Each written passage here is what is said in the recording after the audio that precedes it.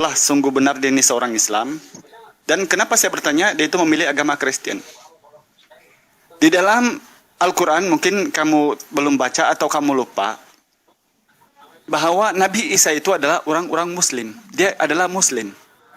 Ketika dia bertanya Nggak kepada perlu, Hawariyun, Aki Padlan udah bubuk gitu. siapakah yang meneruskan ajarannya sepeninggalannya, itu di dalam surah Al-Imran 52, maka Hawariyun itu menjawab, mereka yang menolongnya untuk menegakkan agama Allah dan bersaksi bahwa mereka adalah orang-orang Muslim. Itu mungkin Bang Charles tidak baca. Bahkan Bang Charles mungkin tidak baca, agama Ibrahim dalam Al-Quran, di dalam surah Al-Imran 67 juga seorang Islam. Mungkin Bang Charles tidak juga baca, agama Musa alaihi salam dalam surah Yunus 84 juga adalah seorang Islam. Dipercayakan saja hanya jalan.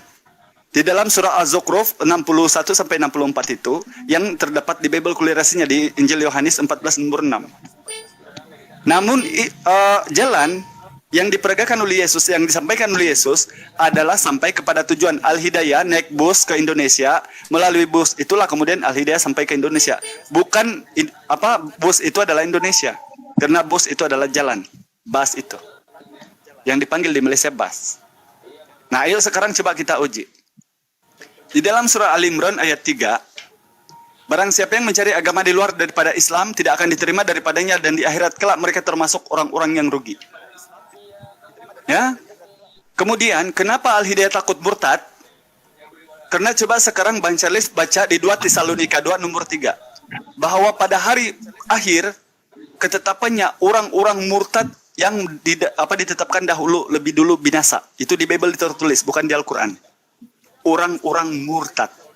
Alhamdulillah, nasib baik orang yang masuk Islam ini bukan dipanggil murtad, tetapi mu'allaf. Yang itu dijelaskan oleh Allah di dalam surah Al-Anfal 38, Az-Zumar 22, dan An-Nasr 1-3.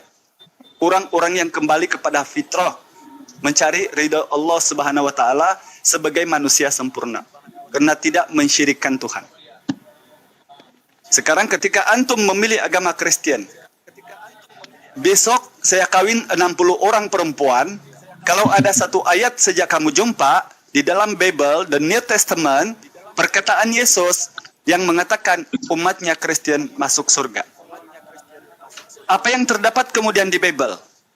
Pengajaran dari Yesus sendiri. Ketika kamu mengutip tadi, kasih karunia sebagai pengampun dosa, toh? Ayo kita uji, apa perkataan Yesus? Matius 16:27, sebab anak manusia akan datang dalam kemuliaan Bapaknya, diiringi malaikat-malaikatnya, pada waktu itu dia akan membalas setiap orang menurut perbuatannya. Di Yohanes 8:34, aku berkata kepadamu, setiap orang yang berbuat dosa adalah hamba dosa.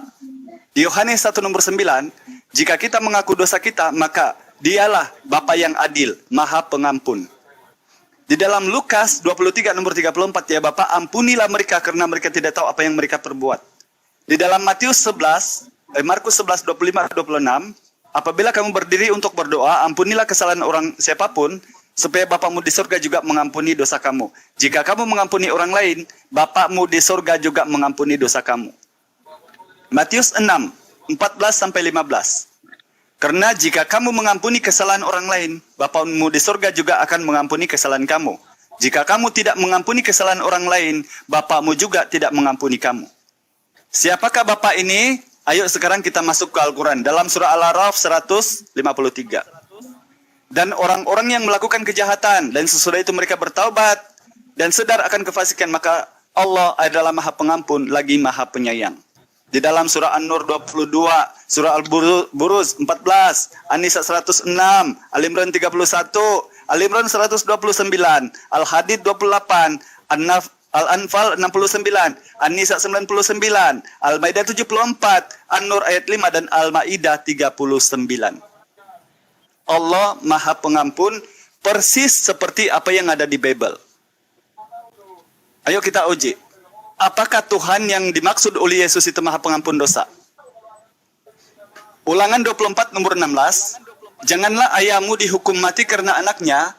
Janganlah anaknya dihukum mati karena ayahnya. Setiap orang dihukum mati karena kesalahannya sendiri atau dosanya sendiri. Di Yesaya 1:18, firman Tuhan, sekalipun dosamu merah seperti karmizi, akan menjadi putih seperti salju, sekalipun merah seperti kain salumbar, akan menjadi seperti bulu domba jika meminta pengampunan. Yesaya 1 nomor 16. Basuhlah, bersihkanlah dirimu, jauhkanlah perbuatan-perbuatan yang jahat daripada mataku. Berhentilah dari berbuat dosa. Allah Maha Pengampun. Yeskiel 18:20. Orang yang berbuat dosa itu harus mati. Anak tidak akan turut menanggung kesalahan ayahnya, dan ayahnya tidak akan turut menanggung kesalahan anaknya. Orang benar akan menerima kebenarannya, dan orang fasik akan ditanggung atas kefasikannya. Bahkan diteruskan di 21-nya, tetapi jika orang-orang fasik bertaubat dari segala dosa yang dilakukannya dan berpegang teguh pada segala ketetapanku, serta melakukan keadilan dan kebenaran, ia pasti hidup, tidak akan mati. Di Yakobus 5 nomor 15, dan doa yang lahir dari iman akan menyelamatkan dia. Orang sakit berbuat dosa, maka dosanya itu diampuni. Alhamdulillah teman-teman, kenapa Al-Hidayah memilih Islam? Karena jaminan keselamatan di dalam Al-Quran melalui orang-orang yang beriman, yang bertakwa, yang pasti ke jannah. Yang saya sudah minta tadi tantangannya 60 istri Al-Hidayah besok.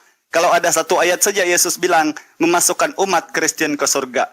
Di dalam Al-Quran, di dalam surah Al-An'am ayat 127, Yunus 25, Al-Mu'minun 10 dan 11, Az-Zumar 20, di surat Saba 37, Furqan 75, An-Nisa 124. Semua orang-orang beriman dikumpulkan di jannah Allah Subhanahu wa taala yang di bawahnya mengalir sungai-sungai dengan kekal. Maka saya simpulkan di sini, Bang Charles, kenapa Al-Hidayah meninggalkan Kristen? Karena ternyata di Bible itu adalah ajaran Islam. Kenapa di Bible satu Tuhan itu? Hanya satu-satu Tuhan itu. Di Bible mewajibkan berpuasa itu. Di Bible bersujud menghadap ke bait Allah itu. Di Bible setelah mati Yesus dikafani. Di Bible wajib disunat. Di Bible kalau masuk ke kemah pertemuan harus bercuci tangan dan kaki. Bagaimana mungkin Al-Hidayah seorang Kristen sedang pengajarannya adalah Islam perbuat? Sebab itulah Bang Charles, kembalilah kepada fitrah Allah sebelum kamu terlambat. Karena sesungguhnya menurut literasi Bible dan data Al-Quran atau hadis, ini nanti kepanjangan kalau saya jabarkan, namun saya bisa simpulkan di sini bahwa tujuan Yesus untuk datang kedua kalinya adalah membasmi Kristen. Kenapa? Matius 7, 21 sampai 23, Lukas 6, 46, seperti yang dijelaskan dalam sirah bahwa dia mematahkan salib, membunuh babi, membunuh Dajjal, dan menghapuskan jizyah. Itu tujuan dia datang. Jadi, alhamdulillah, kenapa Al-Hidayah takut masuk Kristen? Karena menurut 2 Tesalonika 2 nomor 3, yang ditetapkan harus binasa di akhir zaman adalah orang-orang murtad, bukan orang mu'alaf. Haleluya.